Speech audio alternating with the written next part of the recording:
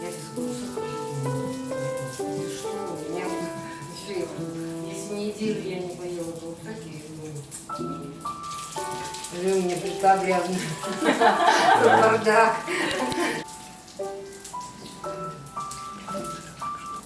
Пережарила.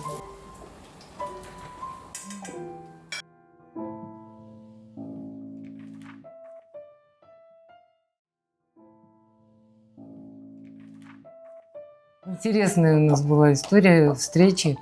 Я переезжала из такого довольно большого дома в квартиру сюда. А у меня было 2 рояля. Я когда-то вот очень увлекалась, думала, вот фортепианные дуэты. И все вот как-то не могла найти пианистку, вот с кем можно было бы это вот осуществить. И вот и я потом думаю, ну куда я в квартиру 2-й рояль? Ну сюда уже точно не встанет уже. Думаю, надо его продать. Дала объявление. В общем, где-то это объявление полгода где-то висело, никто не звонит. И вдруг звонит девочка. Значит, говорит, вот я хотела бы прийти посмотреть рояль. Я думаю, ну ладно, думаю, кто-то это... думаю, особо не надеялась, что что-то там получится. И вот, значит, открываю дверь, уже во дворе вижу вот фигурку Макпал. Идет такая, она мне сразу внешне даже понравилась. Такая она вся прям в каком-то пальтишке таком красивом таком. Я помню до сих пор бордовое пальто. Да. Недавно спрашивала, Макпал, где ваше пальто? Вы что-то его не носите. Вот. И как-то сразу завязался разговор, в общем, стали выяснять, вы музыкант, да, я пианистка, там вот, говорит. Я говорю, да, а где учились? Она говорит, в Париже. Я так думаю, интересно. Я говорю, а где учились до Парижа? Она говорит, Басиитовская. Я говорю, да вы что, я тоже Басиитовскую закончила. Но я, правда, 100 лет назад закончила. Мы сразу начали выяснять, о, вы пианистка, я тоже пианистка. А каких этих пианистов слушаете? Макпал говорит, ой, я очень люблю Плетнева. Я говорю, да вы что, это же мой кумир, как бы Плетнев. В общем, как-то с этого начали. Потом она говорит, вот, а я говорю, а Соколов вам нравится? Вот, Макпал говорит, да, Соколов, что вы, это же вообще высший пилотаж. И как-то мы так сразу так схватились друг за друга, потому что тоже даже вот с пианистами не со всеми можно обсудить вот так, вот знаете, как бы мы знаем вкусы друг друга, это, конечно, Соколов, Плетнев, все согласятся, но вот так, чтобы вот какой-то ответ из души, вот так, знаете, вот, вот такие вещи, которые вдохновляют, понимаете?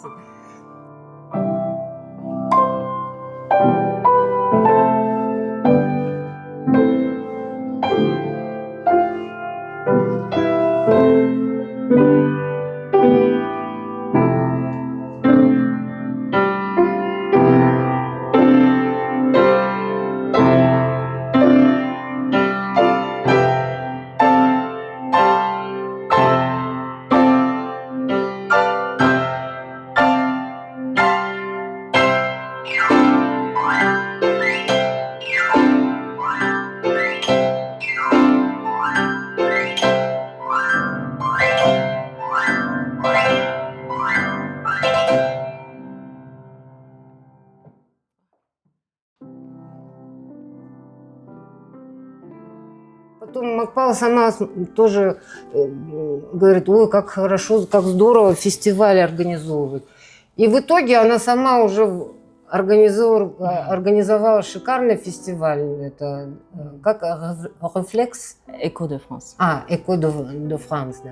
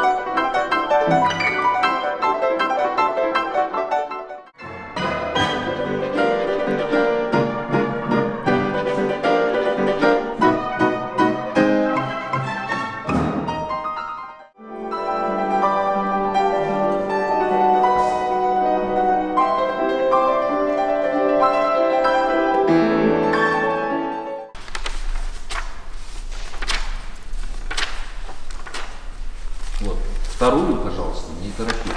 Хорошо. Вторая часть, она должна быть второй. By Maurice Ravel, and I'm very happy, very thrilled to play this concerto. It's very challenging, but it's very beautiful and Orchestre. Et Ravel 150 lет уже.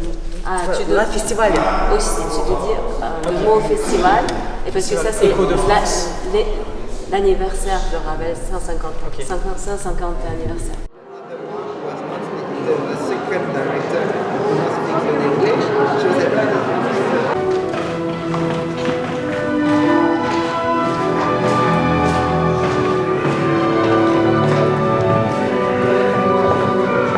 Композитор создавал это сочинение в начале 30-х годов под впечатлением от путешествия по Америке и знакомства с джазовой культурой.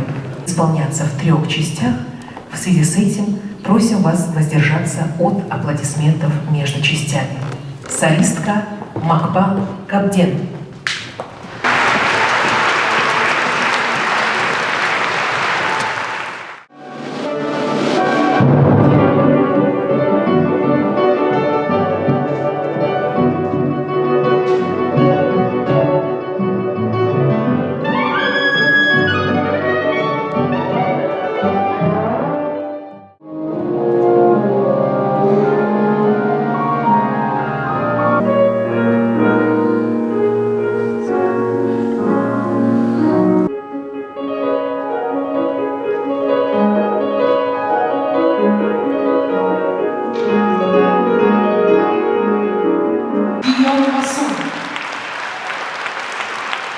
Маэстро Тамар Ломана.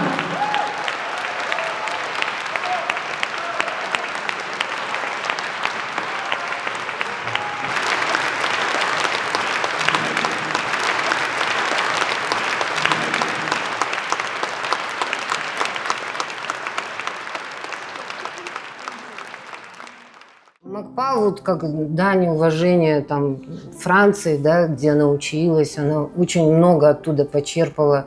Я сейчас очень многому учусь у Макпал. Вообще вот мне так интересно, вот какой-то и подход к звуку, и вот и какие-то технические приемы свои какие-то. И вообще вот эта вот музыка Франции, вот реально мне открывается. Вот как-то она стимулирует меня, я там как-то верю в Макпал. И самое главное, что у нее получается, вот буквально она на моих глазах вот это все поднимает одно за другим. Вот школу, концерты, организация, да, там, и еще и как сольная пианистка, просто вот этот осенний концерт показал, что просто блестящий вообще. И это ее право быть на этой сцене. Тугжан, да, такая умница, такая замечательная виолончелистка, близкая очень подружка Макпал, они там секретничают, сплетничают, откровенничают. Вот. А Тугжан как-то описала наши отношения, да, она говорит, Махпалдан доса Нургуль. И мне так нравится это, вот именно досом, да. Я, наверное, больше, да, достарымыз, да? Вот. Даже... На китайском есть такое выражение «ваң нянчао». Это значит жас туралы ұмытқан дос деген сияқты. Сонда жасқа қарамай. Да?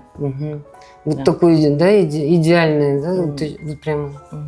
Вот, да, вот такие случаются истории дружбы.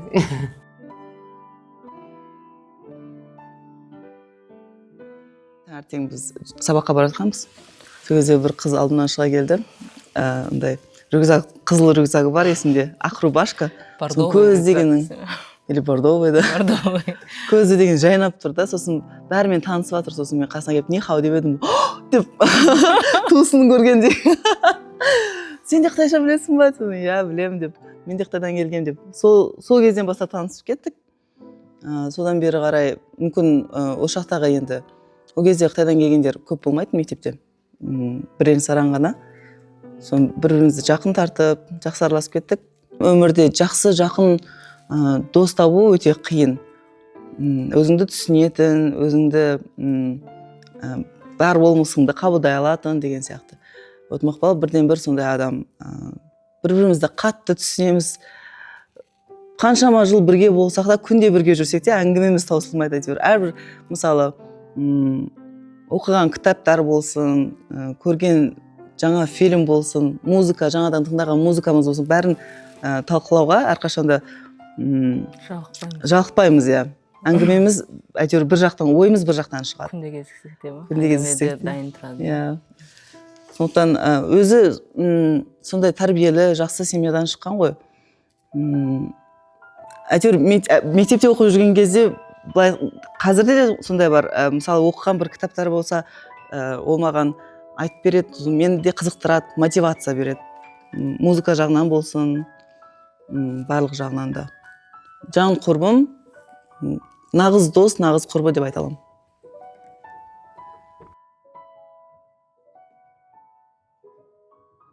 Алматыға қайтып келгеннен кейін екеуміз қайтадан басымыз қосылды ғой. Мақпал ой деп мектебін ашқанын көріп қуанып, өзімде біраз көмектестім мектебінің жұмыстарына. Сосын қайта Мақпалға сольный карьерамен жұмыс жасау керек, сольный карьера, сен солистсің, сен енді мықтысың деп айтып, сонымен ақыры бастадық сольный карьераны. Қанша уже 5-6 концерт беріп тастадық. Соның өзі үлкен жетістік. Сол Францияға барып, оқып, тоқып деген сияқты. Соның бәрін қайтадан алып келіп, өзіміздің елде өзінің білімін бөлісу, өзінің музыкасымен бөлісу, соның өзі үлкен өзгеріс, жақсы жағынан өзгеріс деп ойлаймын.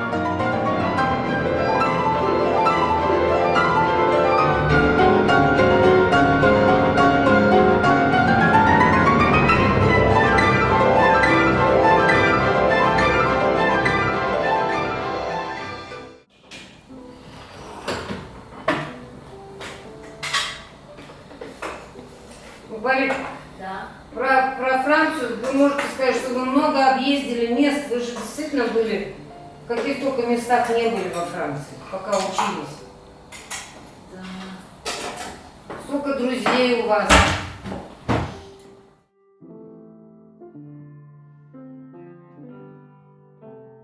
Парижге оқуға түсуге көмектескен жаңағы Қытайдың әйгілі бір пианист бар, Шужон деген кісі. Алдында айтып кеткем. Бірінші рет мені 13 жасымда тыңдаған, мастер-классында болдым. Кейін Алматыда оқу бітірейін деген кезде жылы тағы да Үрімшіге келіп концерт берді. Сол кезде қайтадан кезіккен кезде бірден мені танып қойды да. Осындай сен Францияға барып оқуыңды жалғастырмайсың ба деген ой пікір берді. Мен саған көмектесем, мұғалім тауып берем деп. Сол кісінің арқасында сонымен бардым. Яғни Күләш Байсейітова мектебін 2009 жылы бітіре сала, бітірмей тұрып заявка жібере бердім. Сосын оларда бірінші, екінші турлық емтиханнан өткеннен кейін Париждің өзінде октябрь айында қабылдау экзамен болады. Содан өткеннен кейін сол жерде қалып қалдым. Парижде сол 2009-дан бастап оқыдым. Екінші жыл бітейін деген кезде мен бір басқа École normale de musique de Paris деген тоже вуз музыкальный. Сол мектепке бір концерттер болды оқушыларының. Сол жерде тыңдап отырған кезде бір жапондық пианистканың дыбыс шығару ойнаған негізі қатты мені қызықтырды. Дереу мен программаны ашып, болдың мұғалімі кім деп көрейін дедім да, профессора. Сол қарасам Рена Шешевская деп жазылып тұр. Сол мұғалім туралы ақпаратты іздедім. Ол мұғалім болса әр аптада келіп, басқа қалада тұрады екен, Парижге 2 аптада бір келіп сабақ береді екен. Сонда мен бірінші аптада бардым, сөйтсем ол келмейтін аптасы, соның екінші аптасында да күттім. Сол сөйтіп 2 апта аңдып жүріп классына кірем. Сөйтсем негізі өзі Әзербайжанның тумасы, Москвада білім асыраған мұғалім екен. Орысша сөйлесіп кеттік. Бір-бірімізден танысып, ол кісі маған сабағын тыңдауға рұқсатын берді басқа оқушылармен. Таңертең барғам, негізі сағат 10 болмай. Кешке 6-да бірақ шықтым. Сол мұғаліммен бір күн сабағында отырдым. Енді ерекше мен сол кезде неге мені Құдай сол Францияға бұйырып тұрғанын сол кезде түсіндім. 2 жылдан кейін нағыз мен көңілімнен шығатындай ойламаған, тіпті де көңілімнен шыққан соншалық одан да артық деп айтуға болады. Франция негізгі жалпы өзімнің кәсіби жағымнан яғни ең мындай мықты тұлғаларға кезіктірді.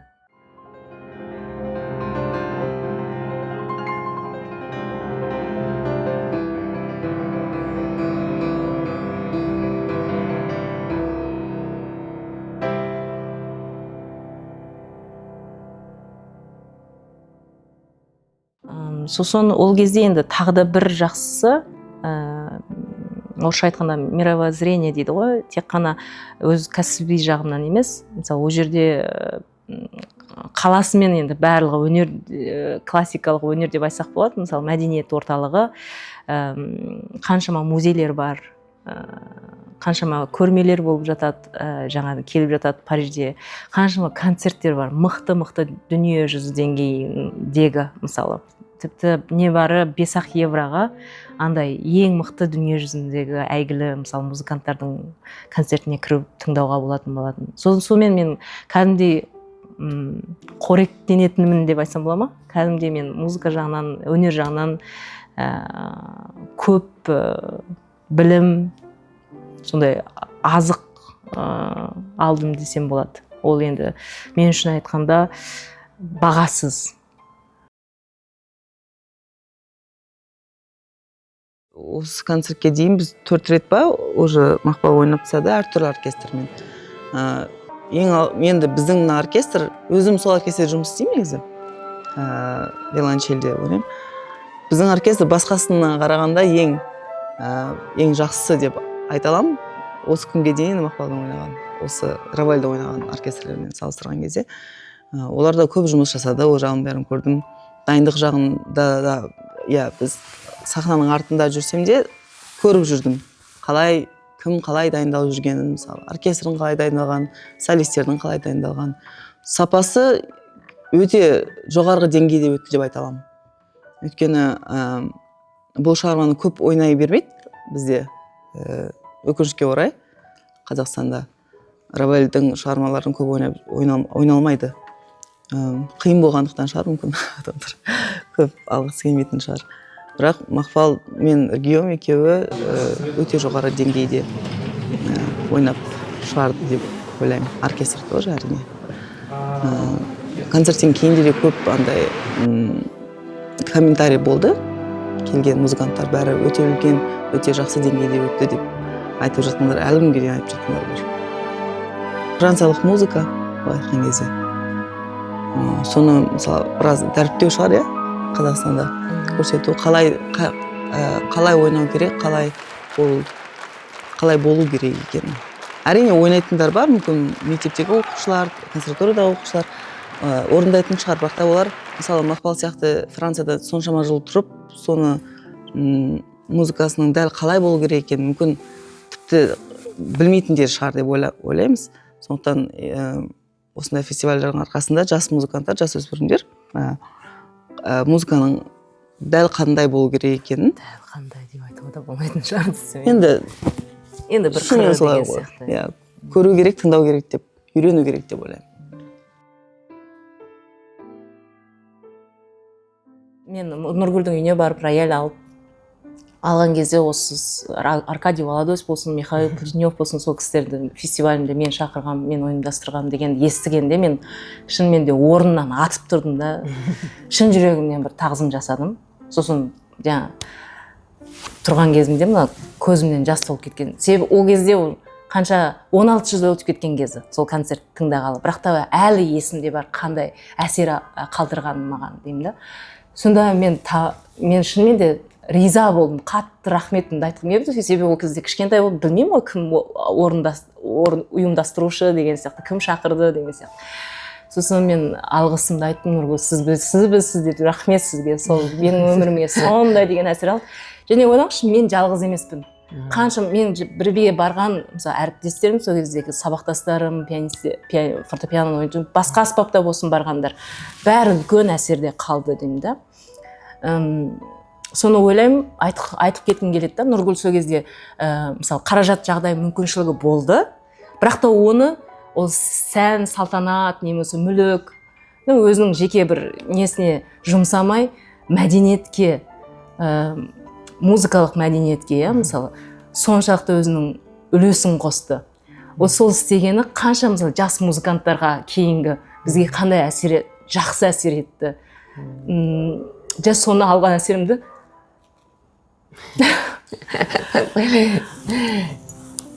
Вот так трогает человека. Вот я тоже, я прям поражаюсь сама. жалғастырғым келеді, да, мысалы. Сондықтан рахмет шынымен де осындай біздің Қазақстанда әсіресе осындай тарихта қаларлық жағдайда бұл. Менде егерде Құдай беріп жатса, егерде мүмкіншілік болып жатса, әрине сондайда мықты әлі бар да, осы өмірді әлі сүріп жатқан мықты музыканттар. Нұргүл екеуміз де айтамыз, болғанда, мысалы, тағы да Марта Аргишті шақырар едік. Обсуждаем. Сол кезде Михаил Плетнев ол кісі фортепиано ойнағанды қойғанда, тек қана дирижирование кетіп қалған. Сондай периодта, сондықтан ойнаған жоқ. Ал қазір ойнап жатыр да, мысалы, сол кісіні тағы да бір пианист ретінде шақырсақ деген сияқты. Мечтаем, да. Сол тағдыр бізді кездестіріп отыр, тағы да сол бір рояль аламын деп, мектеп ашамын деп. Концертный зал ашамыз. Сол арқылы бірімізді танысып, сондай адамдар бір-бірімен кезігеді екен, сол бетті сондай жақсы араласып кеттік.